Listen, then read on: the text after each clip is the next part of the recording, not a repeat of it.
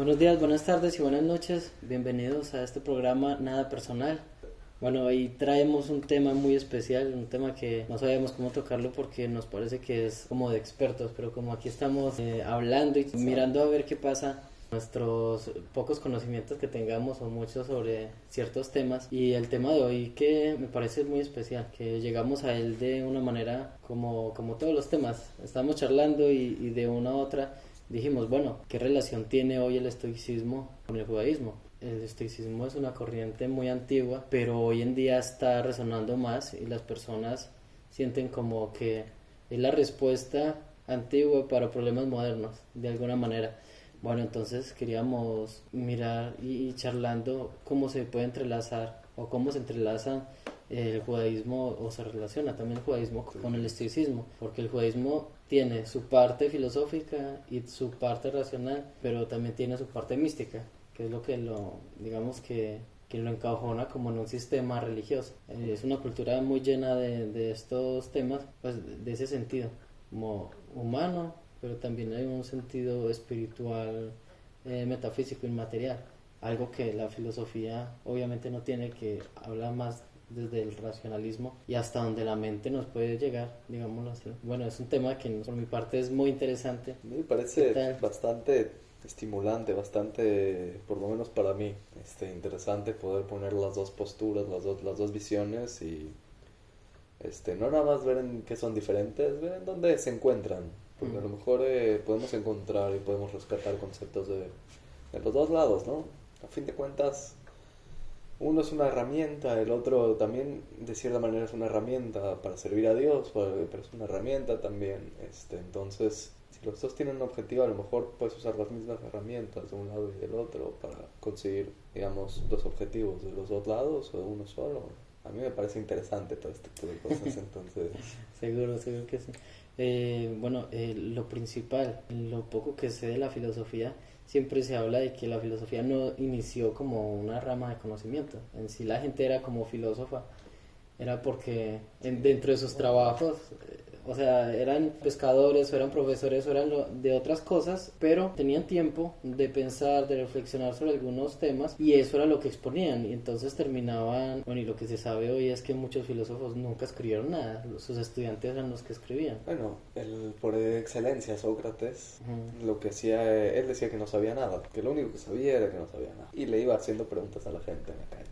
Y les iba preguntando y de lo que se da cuenta es que la gente no sabía de lo que estaba hablando realmente. Y bueno, No, porque no se habían detenido a pensar tanto. porque no se habían detenido a pensar las cosas y a procesarlas. Entonces se abre la escuela socrática, la escuela formalmente, en donde no nada más estudian como lo que conocemos hoy como filosofía, sino estudian las ciencias que había en su momento y también se dedican a, en cierta manera, mantener el cuerpo humano, el cuerpo saludable, conocerlo, en sí estudiar las cosas que existen, en general, o sea, usan la razón, por lo general, sí, sí. Bueno, y algo que me parece muy interesante con respecto a lo que le estaba diciendo es que justo esa parte de antiguamente la gente, digamos que tenía menos distracciones en su diario vivir. Digamos, habían ciertos trabajos, no sé, del campo, en las ciudades que eran metódicos, o sea, siempre ir haciendo algo y la gente le queda como ese tiempo de reflexionar, o por lo menos era como que Sí y no. tenía en qué poner la cabeza. Sí y no, porque cuando uno lo piensa, por ejemplo, la persona que salía a cosechar y a sembrar, cuando salía el sol salía de su casa ya para trabajar el campo, y cuando se metía el sol era cuando regresaba a su casa, cansado, sin fuerza, sin energía, todo un día de trabajo, no tenía tiempo para pensar. O vamos antes, los cazadores, todo el día cazando, buscando su presa, y cuando cazaban no se trataba de solamente tipo sentarse, comer y esto, era festejo y era esto y había actividades y había esto. No había un momento en sí en donde la gente no tuviera nada que hacer. O dormías, o comías, o trabajabas, o... No había un momento en donde uno se sienta hasta que se inventa, de alguna manera, o hasta que llegan a existir ciertas sociedades como la griega, por ejemplo, que la gente, que es una sociedad organizada, que funciona a través del comercio, la gente empieza a tener tiempo extra. La gente rica, no la gente pobre. Las sociedades ricas comienzan a tener tiempo extra. ¿Y qué hacen? Se aburren. Y cuando se aburren, piensan. Empieza la creatividad. Sí. Cuando se aburren, piensan. O sea, para ser filósofo hay que estar aburridísimo. Bueno, yo hacía el símil, es como por ejemplo, cuando uno ve rabinos de la antigüedad, que se hablaba que, por ejemplo, habían unos que eran leñadores y que mientras estaban cortando árboles y esto, pues como que se permitían pensar un poco como, bueno, y qué estoy haciendo, y cómo lo estoy haciendo, por qué lo estoy haciendo, esto al futuro, cómo va a pasar. Porque había algo interesante, cuando uno lee la Gemara tiene como apuntes muy específicos donde uno dice, esta persona dijo esto, pero es muy masticado, o sea, usted cómo llega, usted no está por ahí como caminando en el pasto y dice, venga, esto es así. Porque así como hablamos de, digamos, de la manzana, cuando le cayó a Newton y... No se sabe, ¿eh? Ah, bueno, pero digamos en el cuento popular de que cae la manzana, el tipo no le cayó la manzana y él de la nada dijo, ay, algo la jaló. No, seguro él ya había tenido muchos pensamientos sobre el tema y digamos que ese momento fue como una especie de metáfora incluso para él de algo que ya venía pensando. El 20. Entonces había muchas cosas que eran como de esto, muy masticado. O sea, era, digamos como se llama hoy pensamiento rumiante en la psicología. Pensamiento rumiante, que la persona se queda en una sola idea.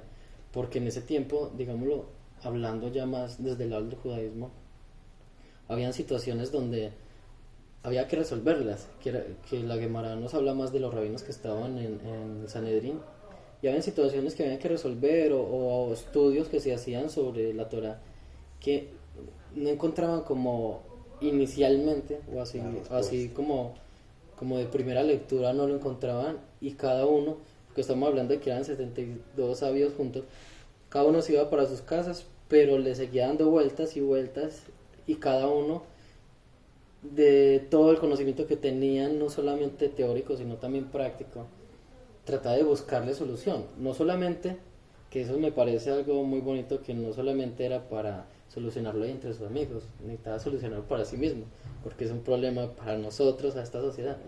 Y luego, cuando vemos los filósofos, también hay cuestiones donde ellos lo ven y dicen, venga, pero ¿será solamente esto? ¿El humano se limitará solamente a este acto, digamos, salvaje o solamente a este acto de bondad, o qué definirá el humano? Y también tenían ese pensamiento rumiante que se quedan, y que bueno, y que hay que aclarar algo, que los rabinos y los filósofos tuvieron muchos encuentros en cuanto al conocimiento, porque no estaban distantes uno del otro. Se dice en la Gemara que compartían cartas, incluso se visitaban, y todo este movimiento de ir más allá, de buscar como esa esencia humana, que era lo que nos hacía humanos, que es lo que nos hace diferentes, es lo que despierta como todo este crecimiento de respuestas, esa búsqueda de la verdad, pero sin saber qué es la verdad. O sea, tengo deseo de simplificar mi existencia a través de la mente, que es lo único que tengo como herramienta, y entonces como que permitámonos ir hasta donde se pueda, hasta donde lleguemos, porque recuerdo un rabino que me decía algo muy interesante, decía que los sentidos tenían como límites. Entonces él decía, bueno, el tacto, para yo poderlo utilizar, tengo que tocar las cosas.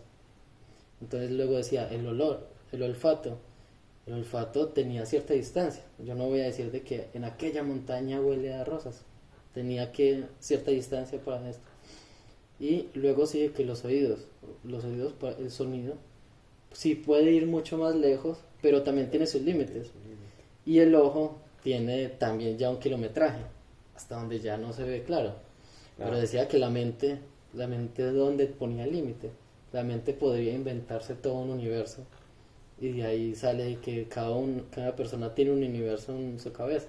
O sea, que cada persona es un mundo, porque es sin límites. Hasta dónde llegará el pensamiento de los humanos, pues no sabemos. Pero, como lo hablábamos antes, tenemos cosas muy concretas, el lenguaje, que limita todo ese mundo que tenemos en la cabeza, porque si no tendríamos cada uno un idioma, me imagino. Bueno, y lo otro son las acciones, que al final las acciones... ¿Pensamos en palabras o en qué pensamos? Esa es su pregunta. O sea, hay símbolos, claramente hay imágenes, hay símbolos, hay palabras también. O sea, en sí las palabras son otro tipo de simbología, ¿no? Sí, claro. Pero si yo te enseño 3 imágenes, no vas a entender lo que te estoy diciendo. Si yo te digo 3 enunciados que describen lo que dicen las 3 imágenes en mi mente, o lo que simbolizan, lo que representan, me vas a entender. Entonces el lenguaje, más que una herramienta de pensamiento, yo creo que es una herramienta de expresión, de comunicación. Pero es que lo anterior que usted decía no suena como a lo que se hace en el arte. O sea, como yo hago, ¿cómo yo pinto algo y quiero transmitir algo. Como yo pintor, no, yo no pinto, pero... pero si pintar. Pero bueno, si yo pintara en un universo paralelo,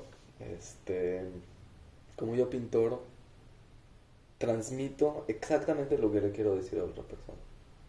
O de la manera más exacta. Muy difícil. La otra persona va a tener una percepción de la pintura o del cuadro o de la escultura o lo que sea diferente a la mía. Seguro, sí. Entonces, como yo, Rafa, ya no pintor, transmito esa misma información que yo tengo adentro de mí a los demás de manera más exacta. El lenguaje es una respuesta. Ahora, el arte no estoy seguro que sea una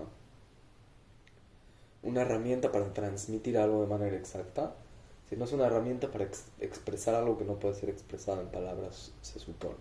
Sí. Que es algo mucho más complejo, si tiene cierto grado de verdad. Sí, igual es un tema como más profundo, porque también ya entramos en toda manifestación artística. La poesía no me habla en palabras exactas, sino que me crea imágenes a través de palabras y todo esto. Pero entonces, por ejemplo, bueno, y que también muchos filósofos y rabinos utilizaron tanto la poesía como las canciones, como las metáforas, o sea, historias bien rebuscadas para explicar conceptos que yo no puedo decir. Es como lo hablamos una vez, que uno decirle a una persona te amo con 4 letras, pero yo lo que siento es tan grande que las 4 letras no me contienen. Entonces, ¿cómo le explico? Bueno, de amor. Del amor. Entonces el amor sí, no, o sea, uno lo puede decir, es como el concepto con que usted y yo más o menos entendemos, cada uno como lo siente y cada uno como lo quiere aplicar, ¿no? Pero dejamos un concepto como para consenso. Eso nos hace civilizados. El hecho de que podamos llegar a un consenso, bueno, esta es la palabra. Sí. Pero entonces, si yo quisiera explicárselo a alguien o manifestárselo a alguien, lo que yo verdaderamente siento, entonces digamos que la palabra queda pequeña. Entonces, por eso hoy en día, ¿cuántas canciones no hay del amor? ¿Cuánta poesía, libros hay sobre el amor? Y al final, como que todos son verdad. Todos dicen algo, digamos, de alguna manera diferente, que yo me puedo sentir. Escribió, no creo que estaba mintiendo. Seguro. Ahora, algo sentía. Algo sentía. Ahora, yo que lo estoy leyendo, para mí no puede ser verdad lo que está diciendo. Uno puede compartir partes, me imagino. Puede compartir partes. Pero uno dice, bueno, más o menos se acerca a lo que yo o puede siento. no ser verdad, o puede ser una escala de grises también. Pero eso es lo increíble, para la otra persona era verdad completamente. Déjate eso. Hoy no es verdad para mí, mañana sí. Aparte de todo. ¿Entiendes? La misma canción, hoy no es verdad, mañana me hace sentido completamente. ¿Por qué? Porque tengo otras experiencias, pero... Eso me hizo acordar del escritor colombiano Gabriel García Márquez, que él decía que cuando terminaba de editar un libro, o sea, él escribía, sus editores lo organizaban y ya lo iban a publicar, y empezaba toda la gira de ventas. Él decía que él después de leer el libro nuevamente, el que ya salía para vender, él decía que le da vergüenza. Él decía, no, yo quisiera devolverle el dinero a todos los que lo compraron y no dejar que lean esto tan horrible. Entonces imagínese, trabajo que es largo y es bastante, y luego decir, no, me arrepiento, mentiras, no era lo que quería decir. Y estamos hablando de la misma persona. De la misma persona, pero con sus propias palabras. Claro, pero no es la misma persona. Nadie se baña 2 veces en el mismo río. Bueno, eso sí. Aparte. Sí, aparte. Queríamos ver un poco del estoicismo, de El concepto. cuál es el concepto y cuáles son las relaciones que tiene con el judaísmo. Bueno, el estoicismo es como lo que dice y lo que predica es que uno debe concentrarse en lo que está en control de uno. Sí. Y no en lo que no está en tu control. Que tu felicidad y que tu ecuanimidad dependa de ti mismo, de lo que está en tu control y no de lo demás, no de lo que está fuera de tu control. Eso empodera bastante al individuo también. Creo que... ¿cómo lo ves tú? Porque podemos ver el punto de vista en el que las cosas externas tienen un valor. Y podemos ver el punto de vista de los estoicos que dicen que las cosas externas no tienen un valor que puedan afectar mi felicidad, mi estabilidad, digamos.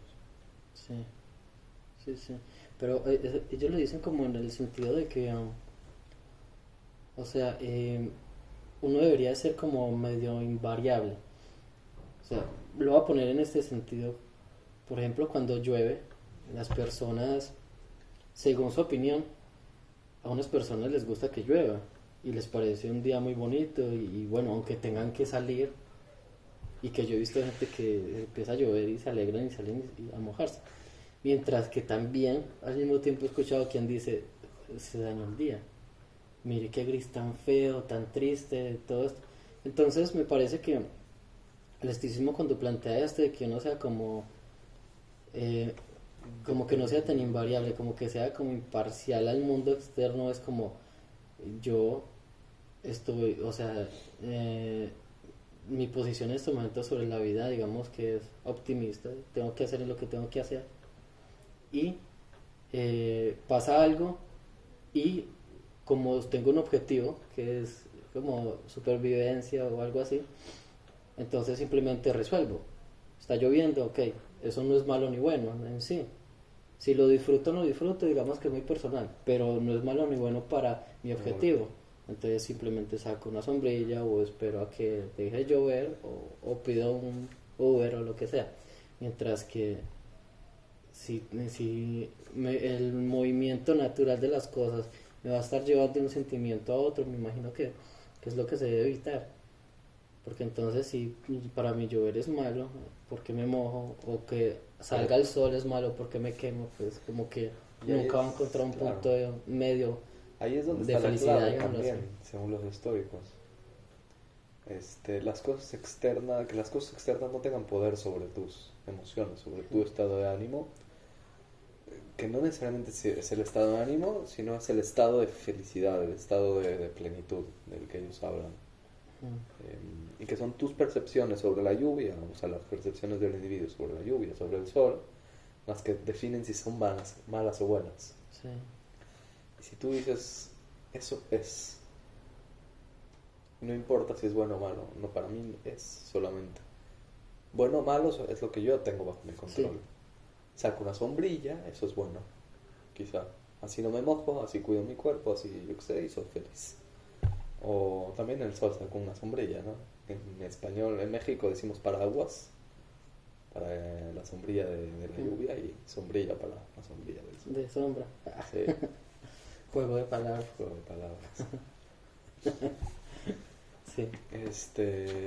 El judaísmo, no sé, lo que opina, bueno, yo leí sobre Maimónides. Maimónides habla sobre el mismo concepto de la manera siguiente. Él dice, las personas sufren por las cosas en su vida porque son ignorantes. ¿La ignorancia de dónde viene? ¿Ignorancia de qué? Él escribe, ignorancia de la grandeza o el vasto universo y la infinitésima parte que tú eres en ese universo y la infinitesimidad de tus problemas en esa existencia. Si uno, según Maimónides, si uno tuviera la sabiduría, el conocimiento para ver el universo desde el plano en el que yo soy algo muy, muy pequeño de él, mis problemas no son problemas. Es básicamente la fórmula que plantea Maimónides. Sí. Es parecida a la de los estoicos también, en cierto sentido. O sea, decir como... O sea, no es lo mismo, pero llegan a una complexión similar.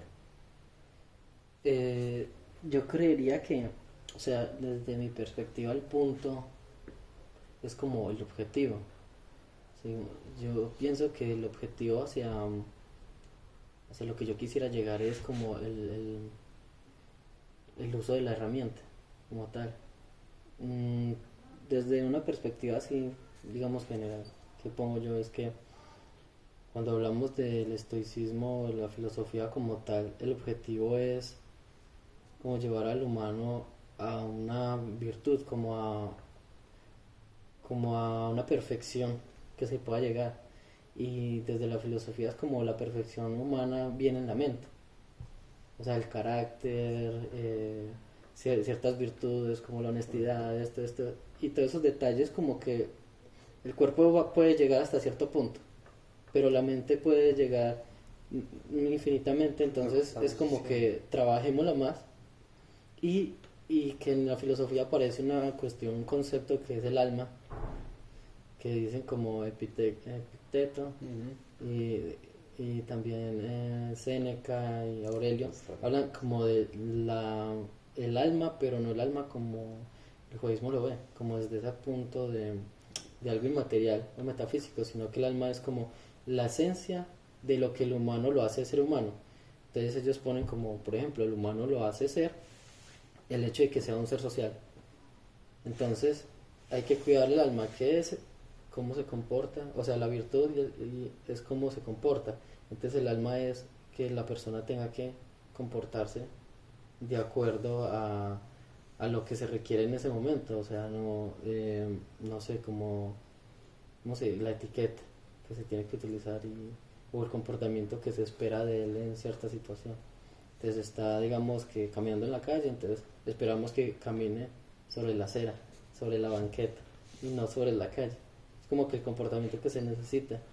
Entonces esa esencia humana de lo que nos hace ser humanos civilizados, pensantes, racionales, emocionales, es lo que se cuida, de que no se pierda. ¿Por qué? Porque en qué momento se puede perder, digamos, en un momento de guerra o en momentos de muchas necesidades, el humano como que deja ciertas cosas a... ¿cómo se puede decir? Bueno, las desprecia o las deja. El hecho de, si hay necesidad y solamente hay un pan y hay 10 personas, pues el primero que llegue. Ese tipo de cosas. Y los filósofos dicen, pero las personas tienen un sentido de bondad donde es, bueno, y de inteligencia también. O repartimos eso, o que coma el más débil, o que coma el más fuerte, que también es un punto de supervivencia. Había una pregunta en los scouts que me parecía muy especial que decía, es que si hay dos personas, si usted está con un compañero en el desierto y el compañero está herido y solamente hay una botella de agua, entonces ustedes ¿qué hacen? ¿Se lo toma cuando tenga sed? ¿Se lo reparten? ¿O se lo da a él para que sobreviva? ¿O se lo toma usted y va y camina y busca ayuda? Entonces, pues claro, se vuelve un tema ético y moral esas preguntas y según la racionalidad de la supervivencia era el que está bien, se lleva el agua, busca ayuda y bueno, y que queriendo otro... Dios se encuentra el tipo vivo, pero era como por supervivencia simplemente. Entonces digamos que uno espera nunca estar en un caso de esos, de que tenga que escoger entre él o yo, pero en sí eso es muy, o sea, no ponerlo tan extremo. Como ejercicio moral, como ejercicio ético. Pero no ponerlo tan extremo. Estamos en el supermercado, está la fila larga y ahí la situación para meterse y una persona se mete. También está diciendo, yo quiero sobrevivir, o sea, yo me quiero ir ya, sé que todos se quieren ir, pero encontré la situación que me va a favorecer, la tomo. Entonces en realidad eso hay muchas cosas como chiquitas donde uno piensa que todo es supervivencia y está en ese juego. Entonces como mantener esa humanidad de la filosofía dice, mantenga el alma intacta, no dice nada como espiritual. Ahora es que ya viéndolo desde el punto de vista del judaísmo, el objetivo en sí, también, aparte de que también es el crecimiento de la persona, pero es un acercamiento a Dios. Uh-huh. Y que esto me parece a mí que muchas veces no queda como claro, tanto para las personas no judías como para los judíos.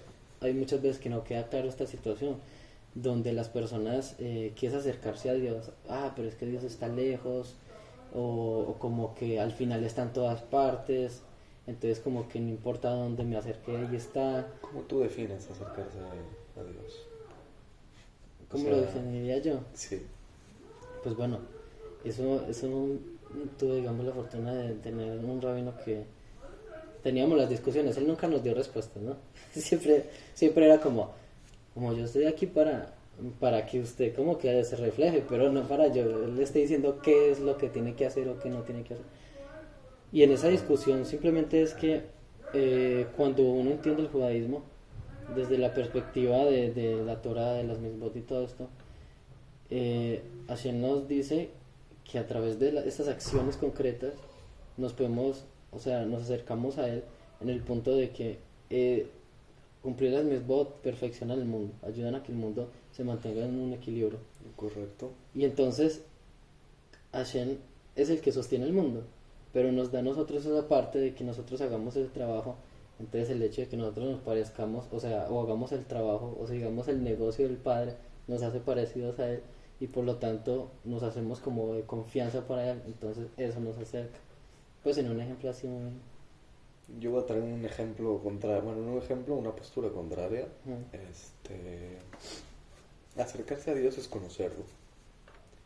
Es imposible conocer a Dios tal como cual. ¿Por qué? Él es un ser que tiene, es infinitamente más diferente que yo y más esencial y es único y la racionalidad no da para llegar a concebirlo. ¿Pero a qué me refiero? Me refiero a lo que escribe Rambam. Él dice que para conocerlo uno tiene que conocer lo que no es Dios. Sí. Entonces es como cuando tú tienes cómo el ser humano conoce las cosas en general. Yo puedo decir, esta es una silla, o yo puedo decir, todo lo que está alrededor de esto no es una silla. Y entonces yo entiendo por inferencia que todo lo que yo señalé o todo lo que yo concibo en eso no es una silla. No definí exactamente que es una silla, pero definí que no es una silla. Que es lo más cercano que tú te puedes acercar a la definición de Dios, que no es Dios. Ahora, en base a eso, lo que Maimónides propone es intentar avanzar en ese proceso. Intentar avanzar en ese proceso de conocer el mundo, conocer la creación, conocer que no es Dios. Sí. Y él dice que la mejor manera de hacerlo es a través del halajá. ¿Por qué? Esa ya es otra historia. Esa es otra historia para otro video. Para otro video. Pero el punto que me parece más importante a mí, en lo personal, es recalcar que muchos creen que hay una diferencia entre un Maimónides, el filósofo, y Maimónides, el rabino que escribió el halajá. Yo digo, y no es solamente mi opinión, está bien fundamentada. El doctor Leibovitz habla sobre esto y de manera muy seria. Y bueno, se trata de la misma persona que escribió el tratado filosófico, que es el Moreh Nevuchim, y el tratado halajico, legal, que es el Mishneh Torah. ¿Y por qué se trata de la misma persona? Si él no hubiera tenido el conocimiento del Moreh Nevuchim, no hubiera podido escribir el Mishneh Torah. Si no hubiera tenido la sabiduría del Mishneh Torah, no hubiera podido escribir el Moreh Nevuchim. Y aparte, él pensaba que el Moreh Nevuchim no era necesario. Él no lo iba a escribir, hasta que lo escribió, que esa ya es otra historia también. Pero se trata de la misma persona y es consistente en las dos áreas. Podemos debatir otro día si quieres. Pero en este sentido de lo que estamos hablando, ¿por qué por qué se pensaría que es diferente? ¿Qué es lo que lleva a la diferencia? Lo que usted dijo y lo que yo dije. Yo creo que el conocimiento de Dios es diferente a la definición que tú diste de hacer. Para mí conocer a Dios es acercarse. Para usted hacer mitzvot es acercarse, de cierta manera. Entonces, en cierto sentido, lo que yo entendí de lo que tú dijiste es que hacer mitzvot te hace socio de alguna manera en la creación para mantener el equilibrio. Y manteniendo el equilibrio de la creación, que es algo que Dios mismo podría hacer, que nos permite a nosotros hacerlo para que seamos socios, nos acercamos a Él. Lo que yo digo, y es la opinión de Maimónides, de nuevo, casi siempre voy como él, es: el ser humano es tan pequeño como para pensar que puede ser socio del Creador. Entonces, cuando uno hace una mitzvah o no hace una mitzvah, lo que está haciendo no es hacerle un favor a Dios, o no es ser socio con Dios en la creación, sino es hacerse un favor a sí mismo para poder acercarse más al conocimiento a Dios. Que en sí el conocimiento a Dios es el objetivo. Entonces, cuando uno hace mitzvot, no los hace para ser socio de Dios, según esto, las hace para poder conocer al Creador. Conociendo al Creador es como uno obtiene, digamos, el pago en este mundo y en el próximo también. Esa sería la diferencia esencial entre una cosa y la otra. Ahora, la diferencia práctica me parece que no hay. Eso es lo bello del judaísmo, ¿no? Pero entonces, digamos en este punto, viéndolo así como cuáles son los objetivos de los dos, tanto hablamos de la filosofía como esto de llevar al humano a un potencial, y que también vemos que el judaísmo busca lo mismo, que quiere potencializar ese humano pero para que su servicio sea mejor, y que bueno, al final que eso nos llevaría a otra discusión, ¿no? Porque de todas maneras, como para lo que trato de decir es como por ejemplo el verbo en hebreo de rezar, el palel, que en sí es un verbo que es reflexivo. Entonces significa que cuando uno reza, no reza para Dios, no reza para sí mismo. Entonces, solamente de ir partiendo a muchas cosas es que el Creador nos dice en el monte Sinai: estos son los como las, digámoslo así, como las leyes del comportamiento que un humano debería tener para tener una vida humana, digámoslo en esa perspectiva. Sociedad. Sí, porque está organizado en todo. Correcto. Porque no solamente, o sea, no es solamente una forma como mental, nos está diciendo cómo se deben comportar en familia, en sociedad, la política, la justicia, o sea, en todos los ámbitos. Correcto. Para que se construya una civilización con miras no hacia lo humano, sino como con miras hacia algo trascendental, y que ahí ya hablamos de alma, pero y de espíritu, pero en otro ya sentido, sí, en un sentido como en otra dimensión, digamos. Sí, ahí sí podemos hablar de algo metafísico. Porque como lo habíamos definido, bueno, como lo definen de cierta manera los estoicos, según entendí, es las características intrínsecas de la persona. Sí, en el humano como humano. Que viene como mezclado con su esencia y con digamos, con la esencia, con el yo más íntimo que hay, ¿no? Sí. Entonces, como que este tipo de características que uno puede moldear afectan a esa esencia que uno tiene.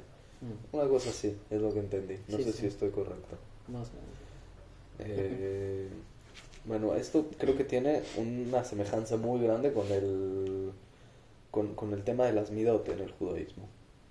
Entonces, o sea, como que uno refina su propio ser, su propio individuo a través del refinamiento de sus características personales, de su personalidad, de la paciencia, el enojo, el orgullo, la humildad, todo eso. A través de esto, uno refina su esencia, refina su alma, refina esto. Entonces, bajo ese punto creo que hay una similitud. Ahora en el judaísmo sí hay una alusión a algo más espiritual. Que, bueno, o sea, yo creo que puede tener una explicación en la que no parece tan espiritual. O sea, uno puede explicar los mismos conceptos con una visión mucho más racional y sigue teniendo sentido, pero sí le está quitando alguna parte, digamos, le está quitando como este sentido de es algo que todavía, aunque no podemos entender con la racionalidad. Y creo que eso es algo muy importante. Pero como que queda algo místico, digámoslo así, por decirlo de alguna manera. La parte mística... O sea, pero que queda algo como reservado a ese punto, como más...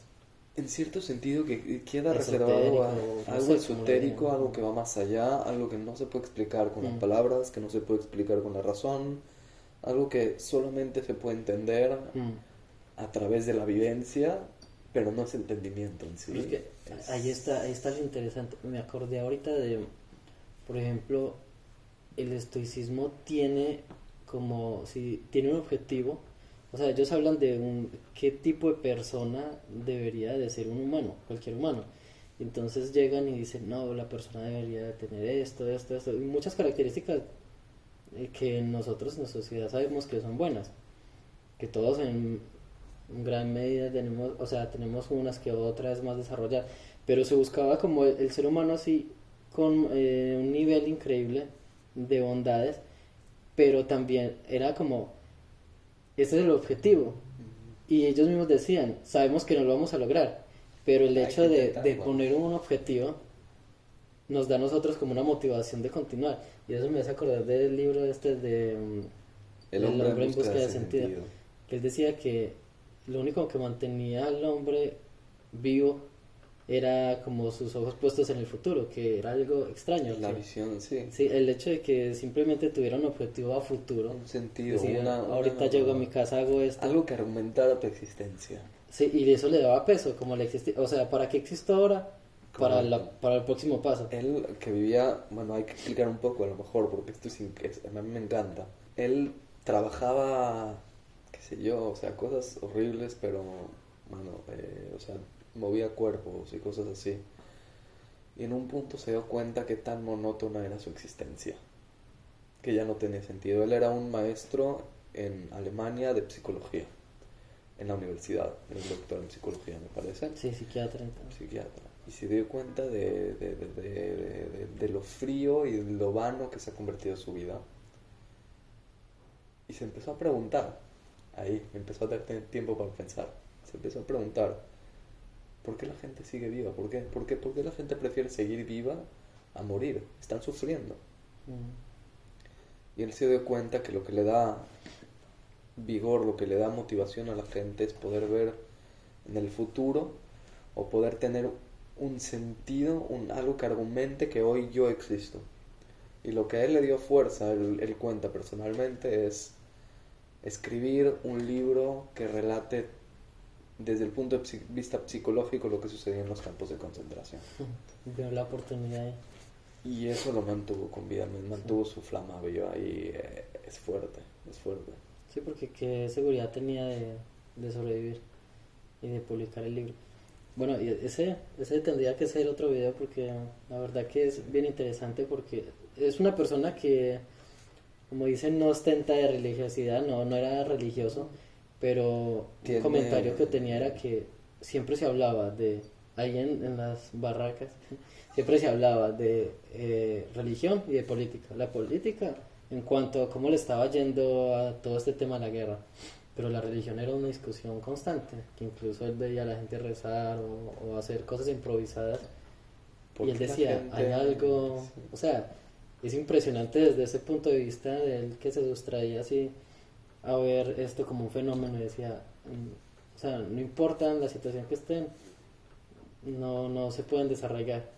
Entonces, y que es algo muy interesante ir para allá.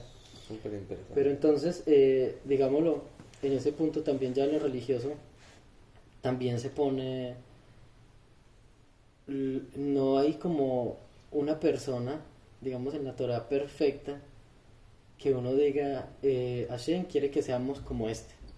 Porque si miramos, en la Torah siempre habla de las subidas y de las caídas. Porque hablamos de David, el rey David dice, era conforme al corazón de Dios, pero Cayó. hacía sus cosas, ¿no? Cayó. Era humano. Sí. También el rey Salomón, mucha sabiduría, muchas riquezas, tuvo sus caídas. Entonces la cosa es que nunca nos plantea una persona perfecta, pero sí nos plantea el hecho de el perfeccionamiento constante. O sea, nos está mostrando, no, o sea, yo no he visto en la Torah una persona como que haya caído, se haya quedado ahí, haya dicho, Creo que aquí estamos bien. En diferencia al cristianismo, el judaísmo no te muestra una imagen de un ser humano perfecto, sino te muestra imágenes de seres humanos que no son perfectos, pero que intentaron. Que tenían como meta, o sea, se esforzaron por Se eso. esforzaban. Tenían como, Por o sea, ejemplo, pero ¿cuál Yosef era la, en Egipto. hacia llegar a qué? ¿Cuál sería ¿Hacia como, llegar a o qué? sea, pongámoslo en ese punto, porque no solamente en el cristianismo, si vemos en otras religiones, por ejemplo, el budismo, que Siddhartha Gautama se sentó debajo de un árbol y meditó hasta que encontró la elevación. Está bien, o sea, era un tipo rico que podía darse ese gusto. Pero no, pero muchas religiones tienen como ese perfeccionamiento de una persona que se desliga de todo lo que parece ser humano, como también lo de Zaratustra cuando se va a la montaña 10 años y luego vuelve a la sociedad y dice, no, pero estaba mejor solo. Y luego él dice, bueno, pero yo no me fui a reflexionar para nada, era para la gente. Y con la gente tengo que aprender a vivir. Pero siempre era como ese de sustraerse y como para lograr algo que no fuera tan cercano al humano.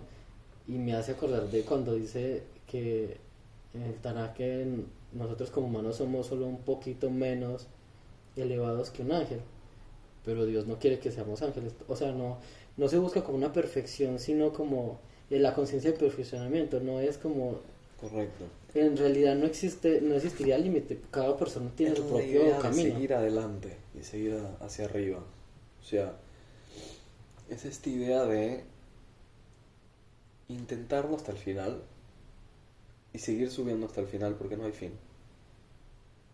Y bueno, sí, la meta sería, o bueno, el fin sería la muerte. O sea, sí, el fin es la muerte.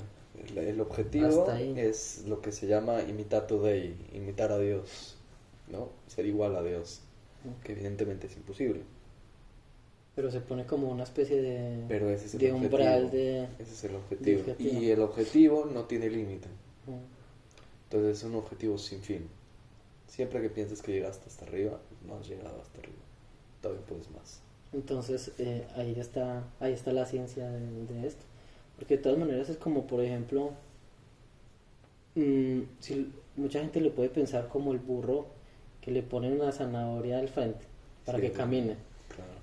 Pero el burro camina y por sobre todo cansancio y lo que sea, porque él piensa que va a llegar. La cosa es de que El humano sabe que no va a llegar. él no tiene satisfacción de ese camino. Mientras que nosotros como humanos en sí, o como judíos, el creador cuando en la Torah uno nunca va a encontrar algo que nos diga como, y entonces si hacen esto van a llegar al cielo, o si no hacen esto serán en el infierno. En ningún momento habla de eso. No está hablando de esos niveles. Siempre es como que es todo un proceso y todo es una acción. Correcto. Y todas es manifestación a través de la acción. Correcto. Y entonces, ¿cuál sería la finalidad? Y uno ve que nos está llevando, o sea, nos está diciendo y nos está impulsando a que hay algo más y que puede ser mucho mejor, pero encontramos satisfacción en ese camino. No estamos detrás de una zanahoria, estamos detrás de una idea, pero una idea que no nos amarga, porque sí vamos a llegar, y que es llegar a donde el cuerpo le dé. ¿Y que cuál sería el objetivo? Que mientras esté caminando en esta vida, lo haga lo mejor posible, lo disfrute lo más posible hasta que se acabe. Y el final es ese, simplemente disfrutar el camino. Y no simplemente llegar a un punto... El objetivo deja de ser el final del camino y se convierte en caminar el camino. El camino, sí. El camino, sí, el objetivo es el camino. Y ser consciente del camino, porque no es solamente caminar por ese afán de llegar, porque eso me parece que es lo que le hace perder la esencia o la felicidad a todo.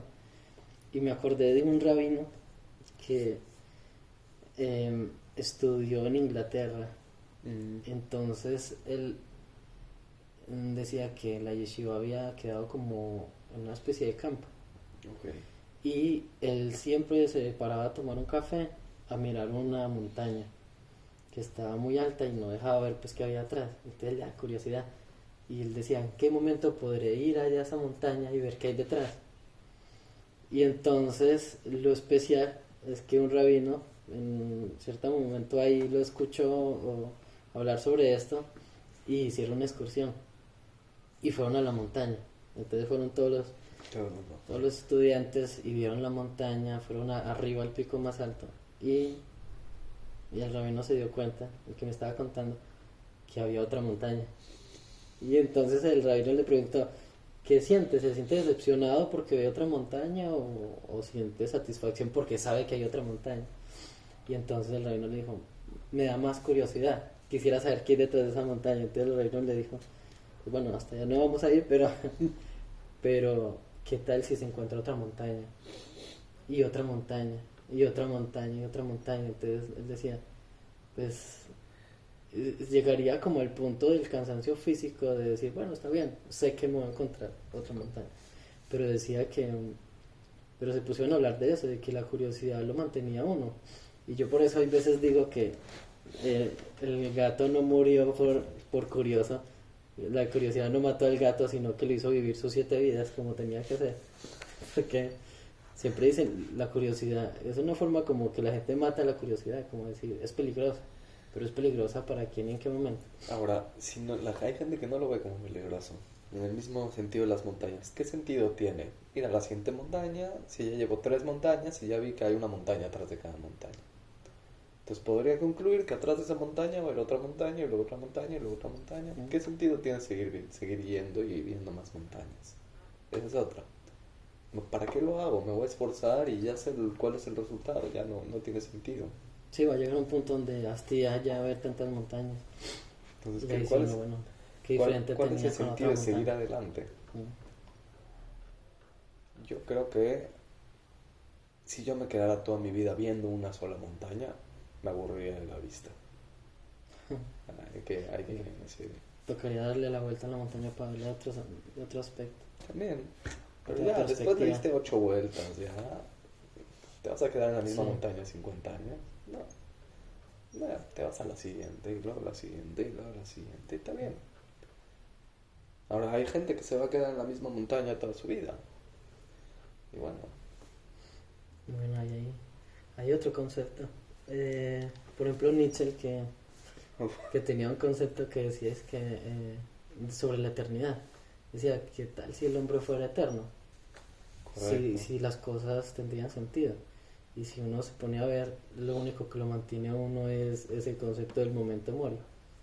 Solamente el hecho de que nos vamos a morir le dice a usted, le da sentido. Ok, la montaña está muy bonita y todo, pero si quiero saber qué hay en otro lado, tengo que ir.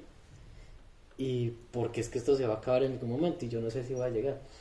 Y es interesante eso porque, digamos, la Torá, al no prometernos nada en sí, no nos hace promesas de si ustedes hacen esto van a recibir un castillo lleno de oro, porque me parece que crearía mucha angustia de llegar, ese sentimiento como no lo voy a lograr, yo creo no que lo vi. En ese sentido el objetivo de la Torah no es conseguir algo, sino el objetivo es el medio en sí, y es lo mismo.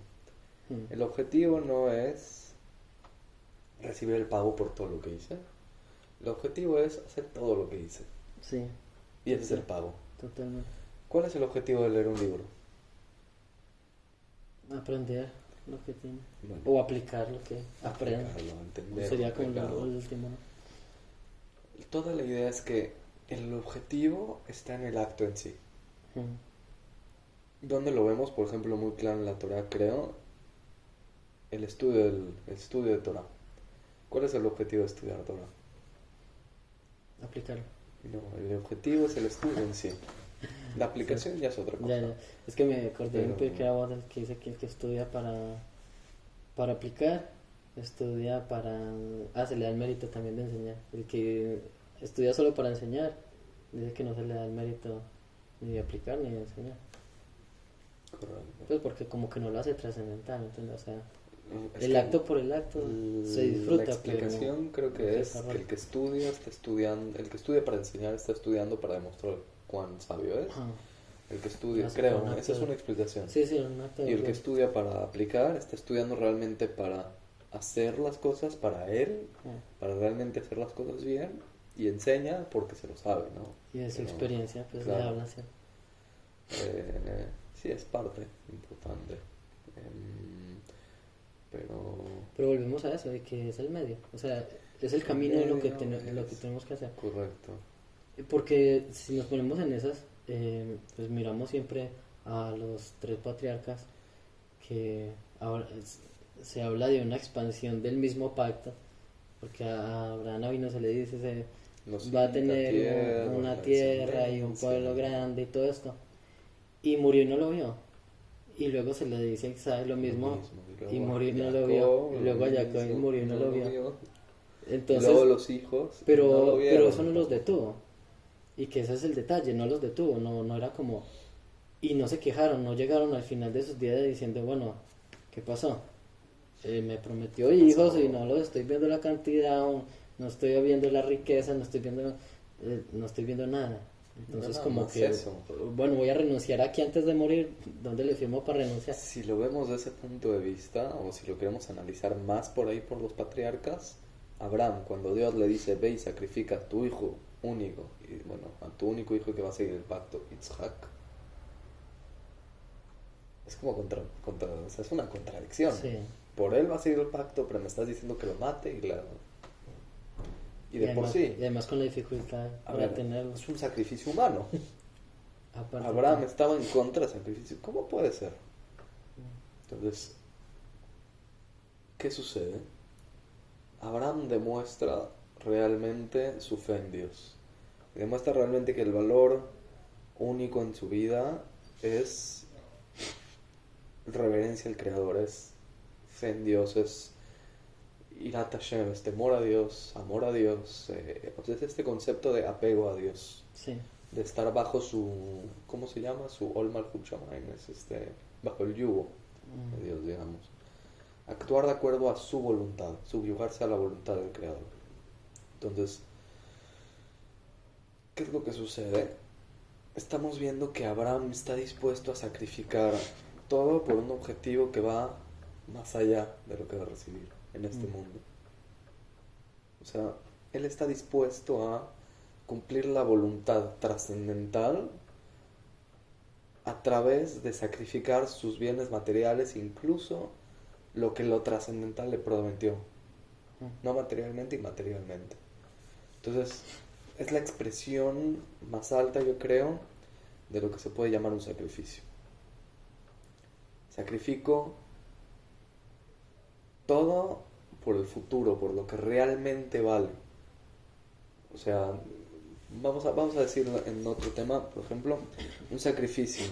¿Qué es un sacrificio? Hoy yo pago 50 shekels y me compro una chamarra para el frío, un suéter, una campera para el frío, y entonces no voy a pasar frío. Estoy sacrificando 50 shekels, que trabajé por ellos, que sacrifiqué tantas horas de trabajo para poder comprarme un suéter, una campera, para abrigarme del invierno. Entonces, cuando yo me sacrifiqué en el verano trabajando para conseguir lo que yo voy a conseguir después, entonces ese es el significado del sacrificio, de cierta manera.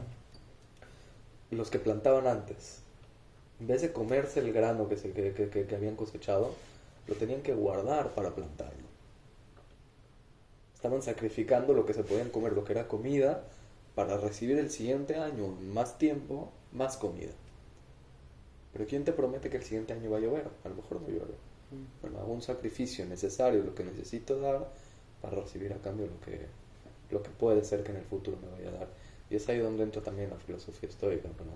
Pero eso, o sea, sigue siendo la esperanza del futuro, pero un futuro inclusive sin, no sé, como heredado, porque de todas maneras, en algún momento, por ahí una imagen que muestran mucho en Facebook y de una persona que siembra un árbol y otra persona se burla y le dice, ¿para qué siembra ese árbol?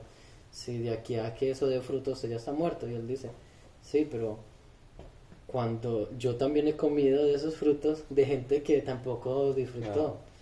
Entonces yo hago esta tarea porque es como no sé, como lo que yo tengo que hacer como humano para que la otra generación continúe.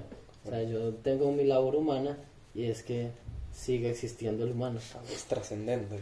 Sí, es trascendente y lo trasciende a él. O sea, lo trasciende a él es que no necesita estar acá vida. Para que siga.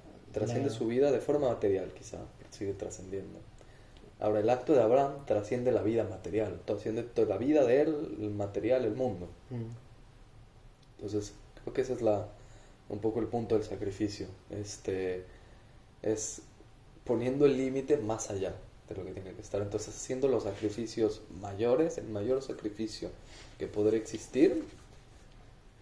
Entonces, cuando uno logra hacer eso, uno quizá puede tener las cosas que quiere en este mundo, digamos. La descendencia, el esto, el otro. Haciendo los sacrificios correctos. Y es la expresión máxima de un sacrificio también.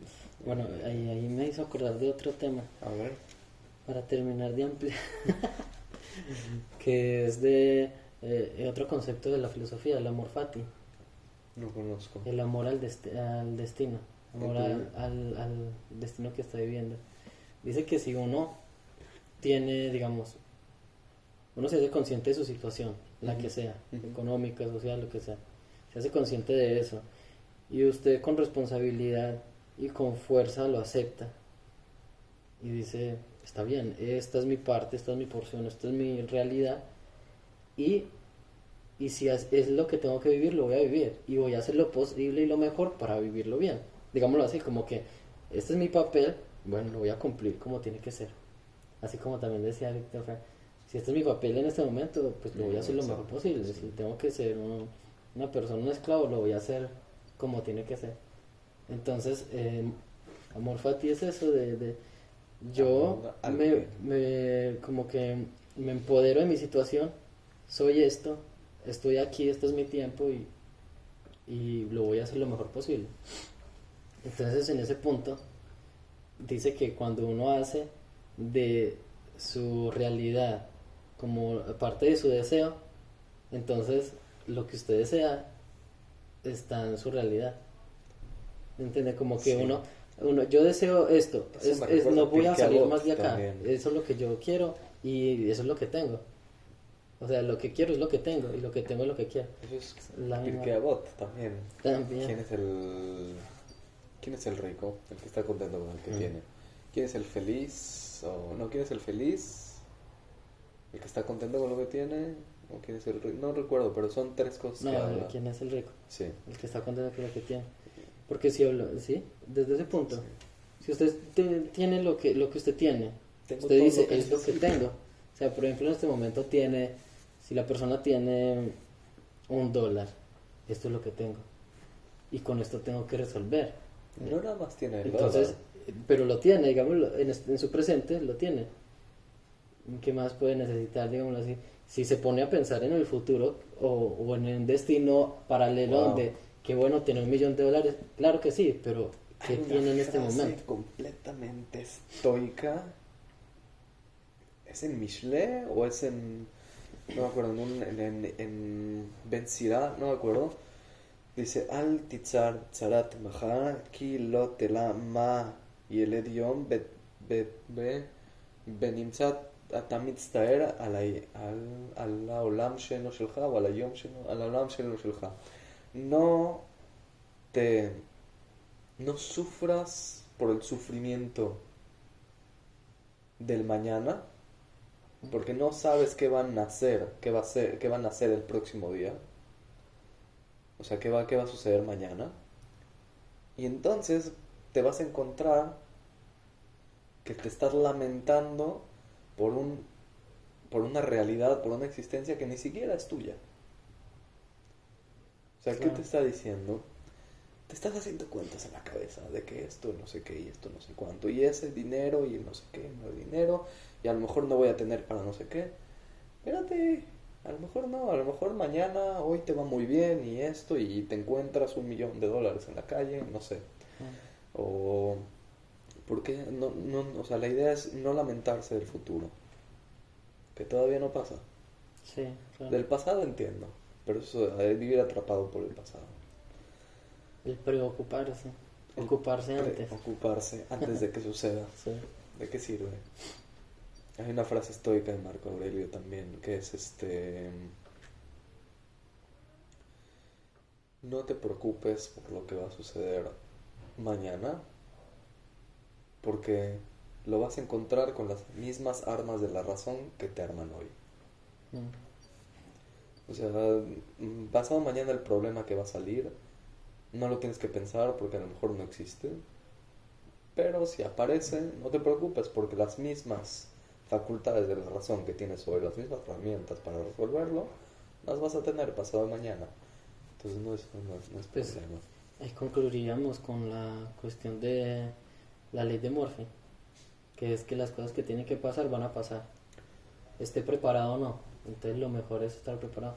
Ahora, lo importante sería un poco de, bueno, entendemos por qué surge en este momento el interés por el estoicismo como tal para las personas en general. Yo no puedo decir que no judías, no, yo creo que también las judías, porque de todas maneras yo creo que el cambio ahorita de era, en cierta medida, ha creado que las personas se queden desesperanzadas del futuro y como que no, volvemos como a los años de los 70 también, cuando aparece todo el movimiento punk, que también dicen que no hay futuro, pero vemos eso en cada tanto de las generaciones, ¿no? Bueno, pero hay un tema allí que se confunde a veces el estoicismo con el YOLO. You only live once, tú solamente vives una sola vez, y porque solamente vives una sola vez, lo único que importa es hoy, y como lo único que importa es hoy, pues vamos a hacer todo lo que podamos por disfrutar hoy. Eso no es estoicismo. Y eso es una frase en la Guimara también, es que aléjate de los que dicen, comamos y vivamos, que pronto moriremos. Ese es, o sea, Sí. como que no... Pero entonces, ahorita está interesante, ya después de resolver todos estos conceptos, es, bueno, en el judaísmo, ¿cómo se lleva a la práctica estos, digamos, estos principios estoicos? Como por definirlo de alguna manera, porque vemos que mucha gente, la religión como la vive es desde la emoción. O sea, hoy tengo ganas de hacer esto, mañana no tengo ganas de hacer aquello. Y se vuelve muy fluctuante la gente dentro de su tradición y dentro de sus emociones. sí, porque todo va a ser según sus emociones, no va a ser, no tiene una idea clara, así, no tiene un objetivo, sino que todo se va a mover según sus emociones. Entonces hoy tengo ganas de esto, entonces lo hago así, hoy no tengo ganas de complicarme con esto, lo voy a dejar así, o simplemente no lo voy a hacer. Y el estoicismo, digámoslo judío, que empieza a una cuestión de también, empezando con la primera alajá, que dice que en la mañana levántate como un león. Entonces como que ya le está diciendo a usted, hay una responsabilidad como humano desde todos los ámbitos y como judío desde todos los ámbitos, pues hablando social, como persona, y como judío tiene una responsabilidad, y la responsabilidad es con usted mismo, porque cuando dice la Torah que amar al otro como a ti mismo, pues todo el mundo olvida que dice como a ti mismo. Bueno, pero ya se ama, para que sepa que es amor y de dónde es la bolsita que va a entregar. Entonces, entonces la cosa es de que está la persona armada ahí de un objetivo que lo va a llevar a unas acciones también concretas. Si tiene un objetivo concreto, va a tener unas acciones concretas, y que mucha gente olvida de que la Torah sí nos prepara para enfrentarnos. Y siempre, no sé, la gente cuando está en una situación empieza a leer salmos, porque los salmos son muy concretos, esperanzadores, son como canciones de esperanza, que cargan las emociones, pero siempre hay el hecho de lo que hay que hacer. Eso, y también, por ejemplo, Mesila Yesharin dice una parte que es flipante. Flipante, tío. Es una parte que dice que hay tres maneras como de ver todo. Entonces dice que a los tontos hay que decirles que las cosas tienen castigo. Dice que a los que son inteligentes hay que decirles que las cosas tienen recompensa. Pero dice que a los sabios hay que decirles que las cosas hay que hacerlas. Entonces, ¿por qué hacemos esto? Porque así lo hacemos. O sea, y que es muy, muy especial esto, porque por ejemplo, pensémoslo como nuestras culturas de pronto en nuestros países. En Colombia se hacen ciertas cosas que la gente, se escucha cierta música, se hacen estos bailes, que la gente no llegue y dice como, espere, no prendan eso. Pensemos, ¿por qué estamos escuchando esa música? ¿Qué llevó a esa música a desarrollarse? Nadie lo hace, simplemente pónganla que me gusta, pónganla que esto es de nosotros, bailemos porque esto es de nosotros. Y la comida también, venga, porque vamos a comer frijoles. ¿Quién trajo los frijoles acá? O porque vamos, por ejemplo en Colombia, porque vamos a tomar café. Nadie se pregunta, pero ¿por qué trajeron esa semilla desde Etiopía? Porque en Colombia no había café y se lo trajeron fue desde Etiopía. Y entonces cuando lo trajeron... Y nadie va a decir, pero entonces este café es colombiano, es etíope. O es un etíope colombianizado. Nadie pregunta eso, simplemente lo hace porque hace parte de nosotros. Entonces, cuando llega algo, como por ejemplo, digamos una filosofía o filosofía en pensamiento y que luego provoca una filosofía de vida, ahí sí la gente se pregunta, venga, no, espere, ¿por qué? Por ejemplo, digamos, la comida kasher, lo que es la carne kasher y todo eso, la gente, no, espere, ¿pero por qué? Porque simplemente así lo hacemos los judíos. No, pero espere, no, tiene que explicarme, o sea, ambiénteme las emociones, lléneme el saquito de las emociones para que yo esté de acuerdo, pero el razonamiento no me da. Hay una razón, eso es lo que hay que saber. Sí hay una razón, pero la razón no va a ser ni siquiera suficiente para cumplirlo. ¿Cómo lo sé? Al Sinai. Dios habla con el pueblo. Dios habló con el pueblo. Les explicó las cosas directamente y ni siquiera así cumplieron. 2 minutos después hicieron el becerro de oro. O sea, no les fue suficiente. No le Entonces, bastó. la razón no es suficiente. O la revelación no es suficiente. Sí. Se necesita el compromiso. El compromiso y la convicción de que esto es lo que hay que hacer, sin importar. Entonces, digámoslo así como un resumen, yo lo veo como una relación de pareja. Uno simplemente tiene que comprometerse, es como algo tan especial el hecho de que el amor es una decisión, y cuando uno dice que es una decisión, no solamente es que toma la decisión, sino que tiene que asumir las consecuencias que trae. Porque, por ejemplo, estoy con una persona y tiene sus defectos y tiene sus virtudes, y seguro que el día que le diga, bueno, ya nos casamos, o bueno, nos casamos, 2 días después va a aparecer la tipa más perfecta de la vida y uno va a decir, ok, bueno, está bien, muy bueno por ella, muy bueno por el que se case con ella, pero acabé de decidir y esa decisión trae una responsabilidad y trae unas consecuencias que se supone que tengo que asumir, porque es que fue mi decisión, nadie me... a menos pues de que lo hayan obligado y esto, que ya es otra cosa. Porque entonces en ese sentido, esa relación, la persona cuando asume va a tener que seguir alimentando la relación que decidió y que aceptó. Entonces va a tener que todos los días tiene que hacer, proponerse hacer cosas mejores. Entonces traer a la mujer esto, flores, un regalito, flores, y la cama y sí, así, no o por lo menos no hacer desorden. ¿Sí? Si no va a hacer orden, que no haga eso. Entonces todos esos detallecitos que uno los ve como cosas simples, pequeñas, sencillas, pero que permite que las cosas fluyan, no solamente en pareja, sino para sí mismo, porque le trae paz, le trae alegría hacer las cosas, y que mucha gente no lo expresa tanto así para la pareja, sino lo que lo dice más con los hijos. Como que el hijo hace algo o la persona hace algo por el hijo, así sea unos zapatos, y le trae tanta satisfacción que lo quiere volver a hacer. Pero con la pareja... ¿Cómo uno entiende que hay que hacer eso. ¿Cómo uno entiende que eso es lo que quiere hacer? Darle unos zapatos al hijo, tratarlo bien y darle regalos o algo. Solamente haciéndolo.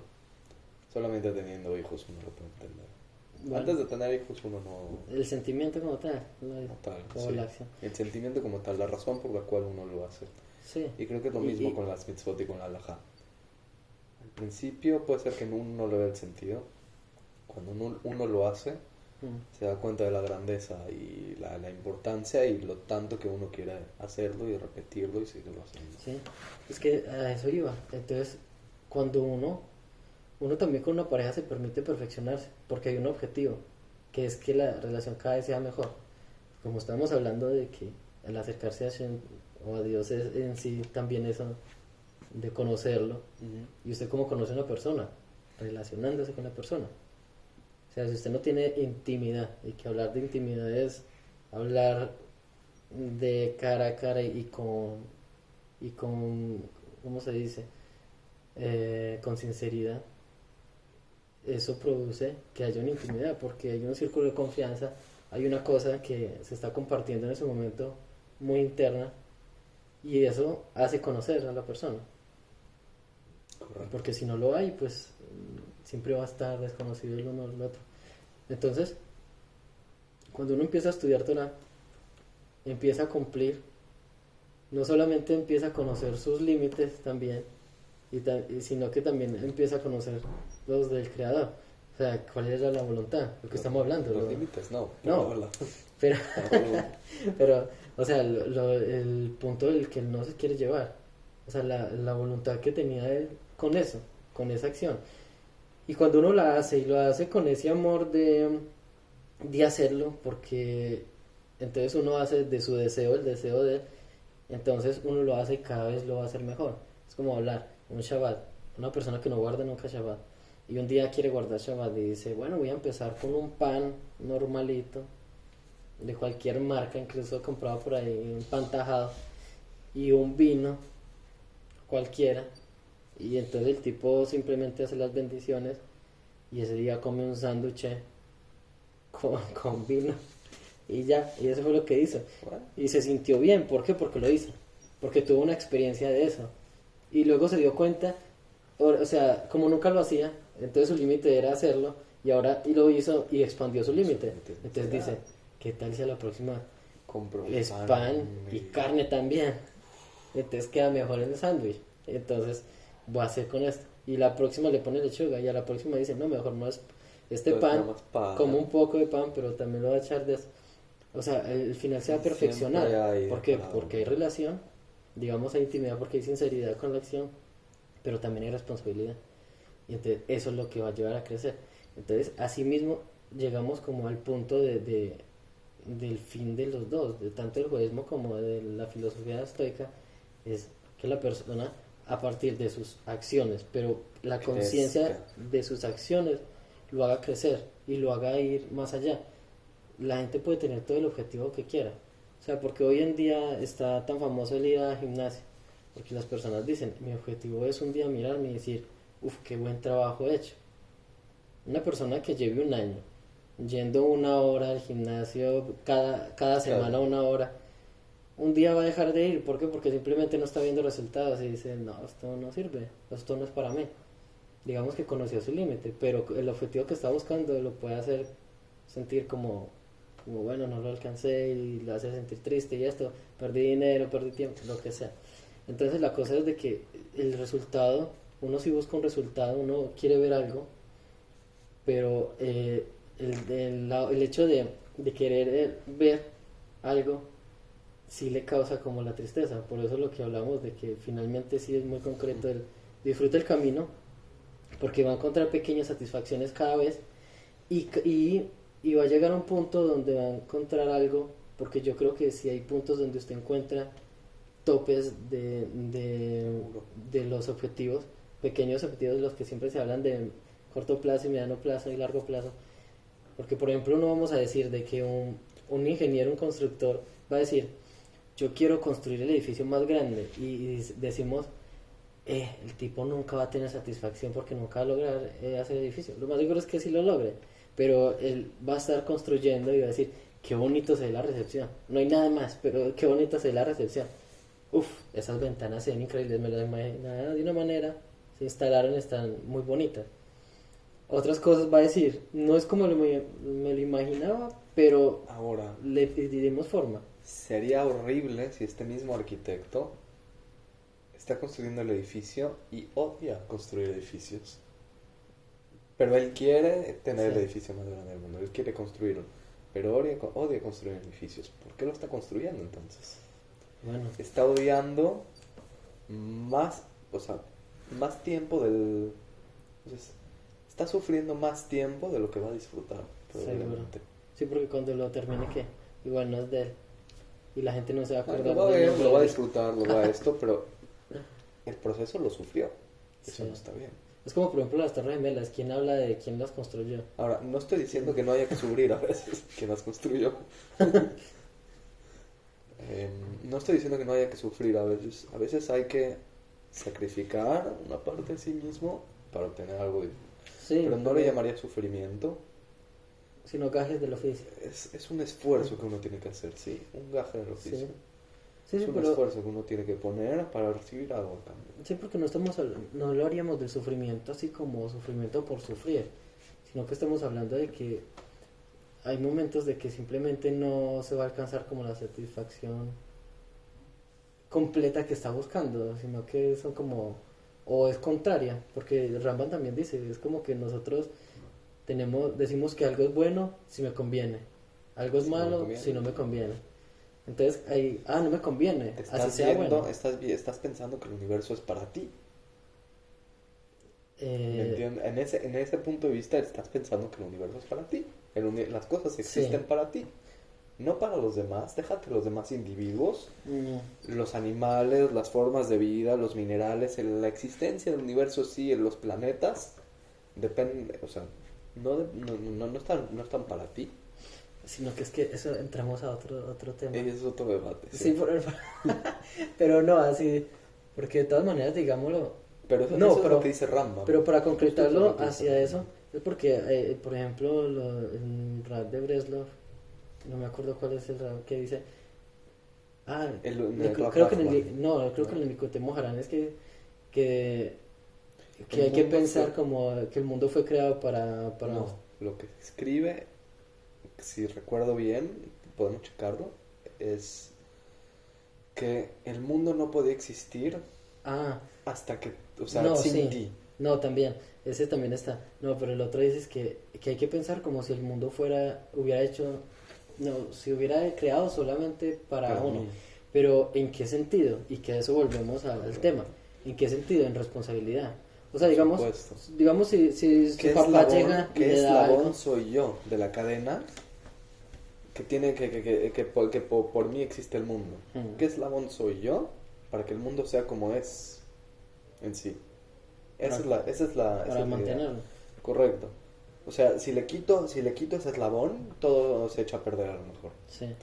Eso es diferente a como lo ve el Ramón, pero no me quiero meter en Sí. eso. No, sí. Pero es interesante porque cada uno es un eslabón. Y cuando quitas un eslabón, deja de funcionar la cadena. Mm. Entonces, todo este tema es qué responsabilidad tengo yo como el eslabón que une una parte y la otra, que sin mí la cadena no podría funcionar. ¿Y cómo asume esa Y responsabilidad? cómo asumo esa responsabilidad y o sea, la hago, tipo, sí, Sí, la llevo, sí, la lleva con... la llevo a cabo. O sea, es eso, lo mismo, el personaje. ¿Qué personaje tiene que ser usted? Y, bueno, y el de Hashim también habla de eso, Misayon, Bisayon, todo eso. Ese De es- que ese es cada Kabbalah. uno... Ese es más Kabbalah. Sí, pero- ¿Qué objetivo uno tiene en el mundo? Eso es, Bueno, pero no se sale del tema. De que al final es esto. Usted se asume como ser humano. Como ser humano se le dotaron de unas habilidades, también de unos trabajos que tiene que hacer en sí mismo. Se le puso en una familia, en un lugar. Ese es su personaje. Entonces, y tiene habilidades, Sí. y hay que mejorarlas. Y hay que... y hay que, como si estuviera jugando un videojuego. el juego se de está, la vida se es está, correcto. se está armando de que El juego de la vida. usted quiere que llegar Y estas a características crecer, a personales, fortalecerse, a desarrollarse. estas características personales que estábamos hablando del alma y no del alma, Es justo lo que funciona en un videojuego, la velocidad del personaje, la fuerza, la resistencia. Bueno, los personajes en la vida real también tienen características. Y todo depende del que lo juegue. Correcto. Y cómo lo juegue. Correcto. Entonces, y que ese sería como el punto máximo de todo, de cómo asume cada uno su responsabilidad humana de vivir esta vida humana, con todo lo que trae, la consecuencia de... Correcto. Porque de todas maneras, digámoslo, cuando nacimos en un mundo que ya venía rodando, entonces ya no es necesario que estemos diciendo, no, es que no me gusta esto, no me gusta aquello. Como si a usted no le gusta algo, pues trabaje para cambiarlo afuera o cambiarlo adentro, porque no me gusta. No me gusta el brócoli, ¿por qué? ¿Sí? Porque es culpa del brócoli, o es culpa de mi mamá que me obliga, o es culpa mía. Es un trauma que yo tenía cuando yo tenía. Sí. O es culpa mía que no lo asumo. Entonces, en realidad siempre va a estar esto, conciencia y responsabilidad. Conciencia de estar presente, de saber qué es lo que se tiene para desarrollar esa existencia, y responsabilidad de hacerlo más allá de si me gusta o no, me conviene o no. Y de ser pues es que hay que ser muy claros en eso. Es esta misma que ser idea consecuente también del sacrificio. Si no siembro este año el 70% de las semillas que coseché este año, entonces a lo mejor el próximo año no voy a tener para comer. Sí. Y para poder sobrevivir hasta el próximo año, sí tengo que sacrificar una parte de las semillas y comérmelas. Pero si me como todas, se acabó. No tengo que sembrar. Inversión. Otra bonita palabra para sacrificio. Sí. Voy a sacrificar un poco. Sí, total. Bueno, creo Entonces, que... Es así. Luego retomamos, yo me imagino que es mejor retomar después. Sí, se puede seguir... Sí, porque hay muchos puntos que se quedaron sueltos, pero bueno, como siempre, el objetivo es generar también dudas en las personas que nos escuchan y que nos ven, y hacerlos pensar un poquito más. O sea, que nuestros aportes nos lleven a reflexionar un poco más. Y si tenemos errores o somos personas normales, no somos expertos en nada. Estamos totalmente abiertos a escuchar y a leer comentarios, y la idea es procesar estas ideas y procesar los conceptos y acercarnos un poquito más, en verdad. Sí, que filosofar no está de más para hacer la vida un poquito más... un poquito más de color. Más viable, más agradable. Claro. Bueno, muchas gracias. Acuérdense que esto es nada personal y bueno. Hasta la próxima. Buenas tardes, buenas noches, buenos días.